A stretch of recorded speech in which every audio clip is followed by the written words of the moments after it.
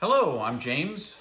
Most every week I invite you to join me here in my dining room. I've tried some other spots, but that's primarily where I broadcast these live casts. I want to remind you, as I do each time we gather, that you are infinitely precious and unconditionally loved for the gift you already are. You may not always believe me, and because I say it every single time, often at the beginning and at the end, you may think it's just a cliche.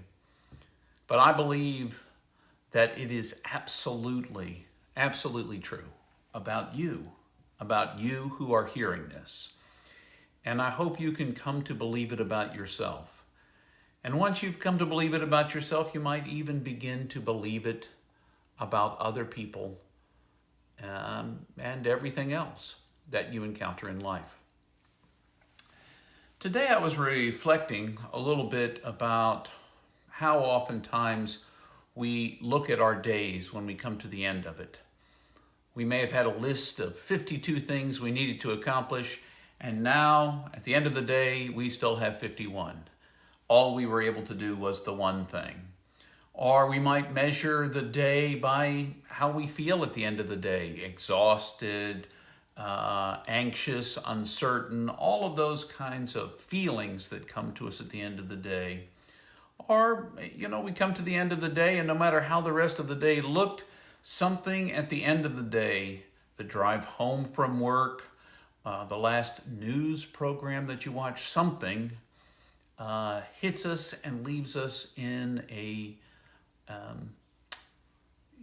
kind of negative spot, perhaps. So what I want to invite us to do is kind of a variation of what St. Ignatius called the examen, or the exam. It's an opportunity to self-examination, and he usually recommended that you do it at the end of the day. I encourage you to be reflective about your day as often as you feel like being reflective of the day, with a certain amount of intention at the very end of the day. And I want to invite you to do it by asking yourself a couple of simple questions about your day. One question might be, so far in your day, you could do it right now if you want to. Right after you've watched the video, you could stop the video and go try it yourself even before that. But so far today, where have I felt most loved? What was I doing when I felt love most strongly, when I felt the best about who I am? Now, the best is going to be different from day to day in that answer. There are going to be days when you saw something or you talked to somebody and you are simply elated and on top of the world. And some days it's going to be just a tad bit more subtle what the most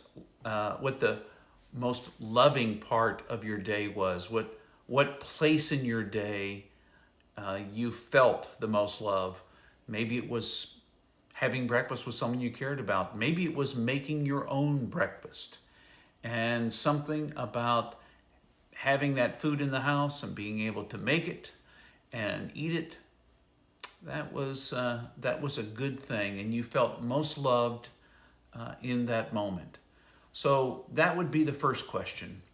And it's going to vary from day to day. Now, the second question was, when did I feel least loved? When did I feel most upset or disturbed with my day, disconnected from my day? And what was I doing when that happened? What was I doing?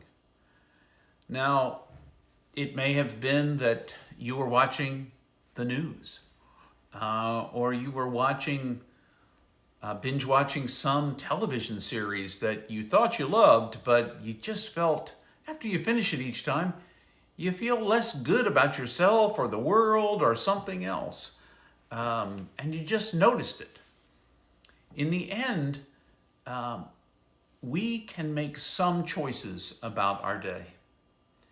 And that's why we reflect on those places in our day when we felt most loved and the places in our day when we felt least loved or most anxious, or however you want to phrase it. And you can certainly phrase it in a way that works best for you. I like the loved one for me, and the least loved and the most loved. When were those moments? Because I can cultivate the moments and notice the moments when I feel most loved. And I can, if it's something that I can change, maybe your least loved moment, your most anxious moment is when you first get up in the morning and you wake up and your back bothers you. And there doesn't seem to be a whole lot you can do about that. It's just part of your waking up in the morning. Now, maybe you can do some core exercises and tighten up that strength of the core, and maybe your back would hurt less. But maybe it's just a chronic condition you live with. And so there's nothing you can do to change that. If there's nothing you can do to change it, it's simply recognizing those are the moments when I struggle the most. And maybe there are things that you notice when you struggle the least, when you actually enjoy, when you feel loved and embraced and encouraged. And can you seek out some of those experiences? Can you seek out ways to be part of those things?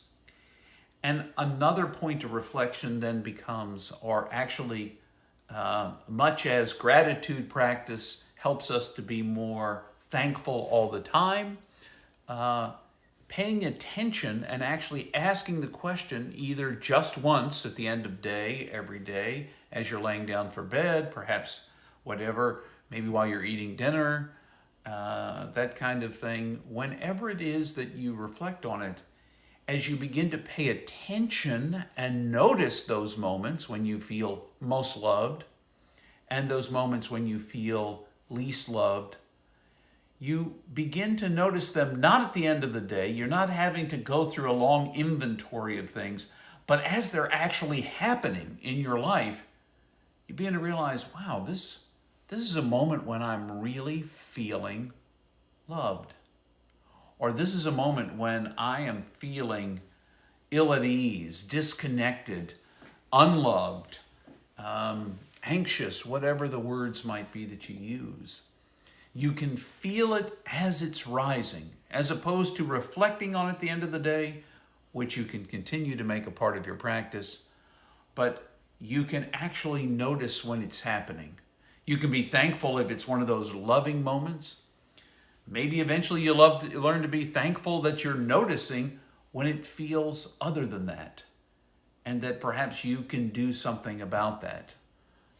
Pay attention to your attitude and the way that you're receiving what comes your way. So that's just a thought for today.